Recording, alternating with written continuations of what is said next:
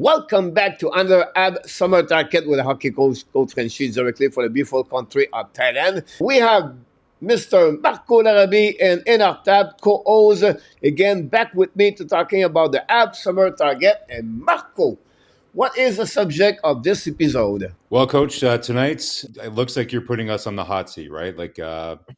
The draft is going to be a really, really critical piece here for Montreal and Ken Hughes this summer. You know, we thought to really kind of simulate kind of like what it would be like to be Ken Hughes and Jeff Gordon is why not just do the tankathon random selector, see who's picked and see where Montreal lands. And then on the spot, Coach, you're going to put us on the spot and say, okay, so based on who's gone, who do you select? Let's dive in about the subject of the day, the NHL Draft 2024. Marco, Ken Hughes, Larabi is going to be on the hot seat for the beginning of that one. And for this one, we use that graphic. And I'm going to turn around this, ladies and gentlemen. And let's see what's happening.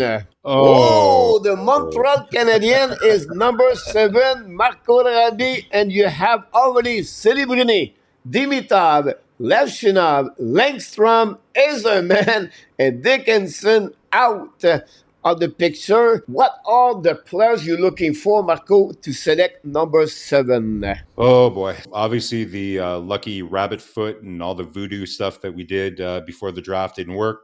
I blame Entertap because he didn't follow all my superstitions, but it looks like a lot of the players that I would be targeting, Coach, hopefully here are already off the board, right? So really it comes down to, for me here, I get that, you can do the whole drafted defenseman. Perek is definitely tantalizing here, but to me, it really comes down to either Berkeley Catton or Iginla.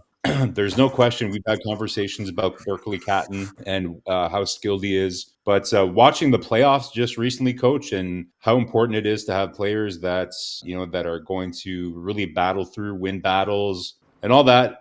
I'm going to go off the board here, Coach, and I'm going to go Tej Iginla at number 7. Number 7, Marco, go with Igella at number 7. When you look about this in our top, are you a little bit surprised to see 4 forward of the top 6 with 2 defensemen only? Is it like this where you're going happening for the NHL draft? Yeah, Coach. I actually believe it might go this direction because there's different teams with different needs, and some have very good prospects that are ahead of us that forwards already and are looking for that coveted right-handed defenseman, and that's where you see guys like Levchinov there. You see Perek is up there as well. So it's not surprising because if you can't this is one of those drafts where obviously the clear number one is Celebrini, and then you can arguably say Demidov would be number 2, as we see there. But after that, if you can't get the next best forward, you might as well pick up the best defenseman that's available. To answer your question, no, I'm not surprised that we see 2 or 3 defensemen up on the top there already. Now, if you are number 7 in our top on that situation, and Marco select Igella, are you agree or disagree with the selection of? Well, when Marco first announced that, I was automatically thinking Iginla. I think very highly of him as well.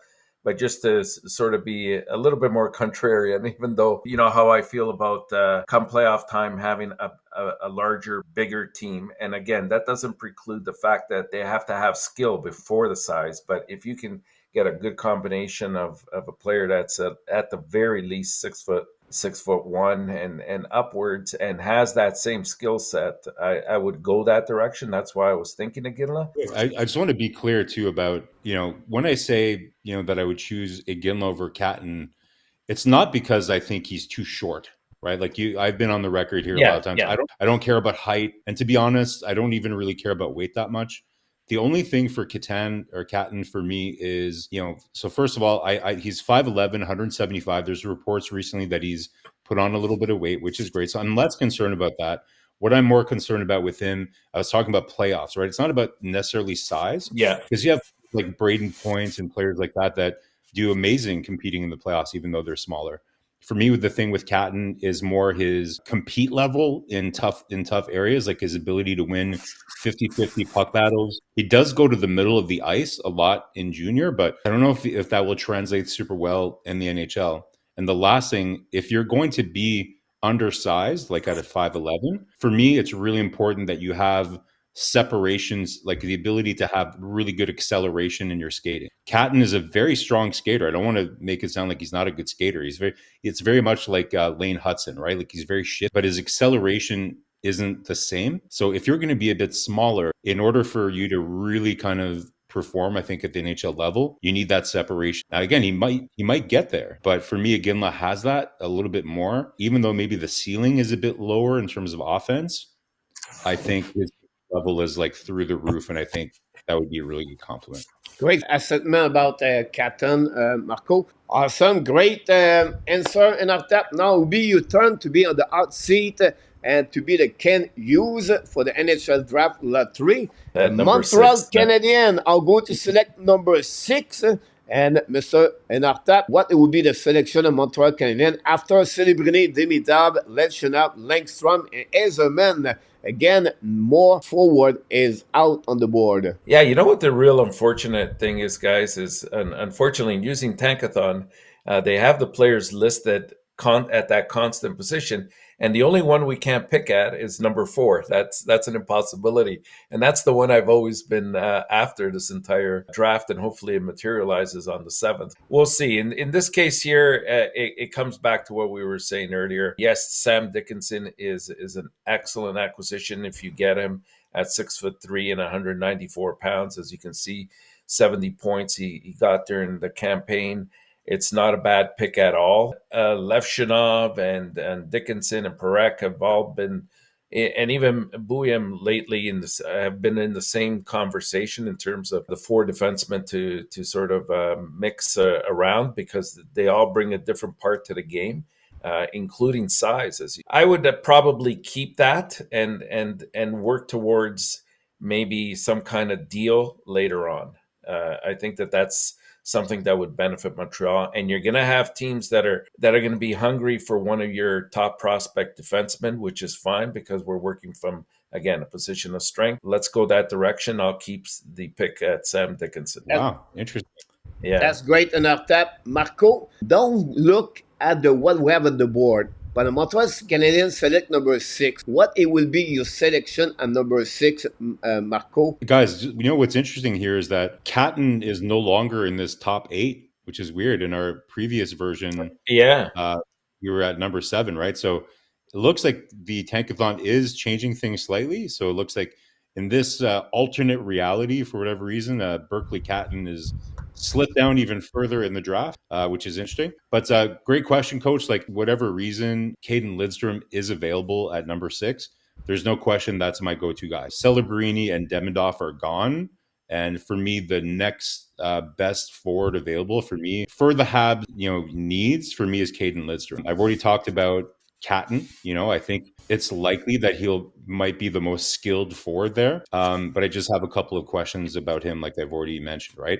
And in terms of the mix, what it would look like in the Habs lineup, I just think Caden Lidstrom is the perfect mix of somebody who is a finisher, who can score goals, skating. Like, his skating is elite level for a big man. It's like unreal how an amazing of a skater that he is, and the compete level. To me, there's certain things that I look for in a prospect like this, and in order, it's skill and shooting is number 1. But then right after that is compete and like ability to win 50-50 puck battles. And then skating. Those are probably the most important things to me in order. For me, Caden Lidstrom would be the pick, very similar to Entertap. And I think a lot of the Habs fan base secretly, you might have some people, that are talking about Yzerman. You might have some people that are talking about Catan, but it would be interesting to do a poll. And I suspect that most Habs fans are kind of secretly pining for Caden Lidstrom. Great point, Marco, about this. Finish this episode. I will ask Enartap and then Marco, what are your ranking for the forward for the Montreal Canadiens? And I will go with 5 of them. He said, if Montreal select whatever it is, if the player is on the board, that will be my selection number 1, and then I'll go all the way to number 5. Here's my top 5 of players that I think Montreal should draft, or if they have the opportunity. Macklin, Celebrini, for sure, number 1. I've got Demidov as my second. So if he's there, that's who I'm taking at number 2. Number 3, I have Lindstrom. Number 4, I've got Iginla.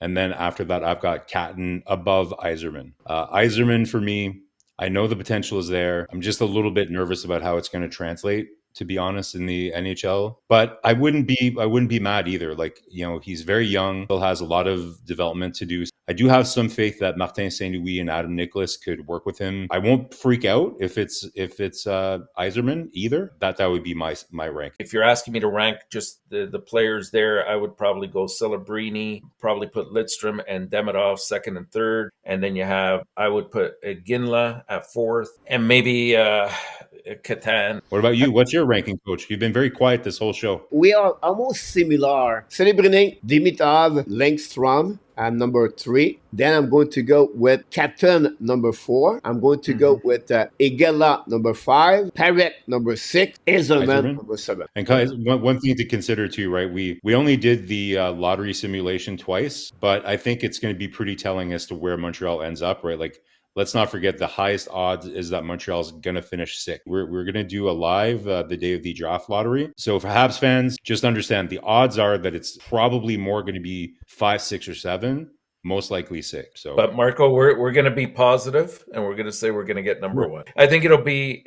We'll be very happy if we don't get 6th or 7th. Obviously, like if you can even just stay status quo of 5.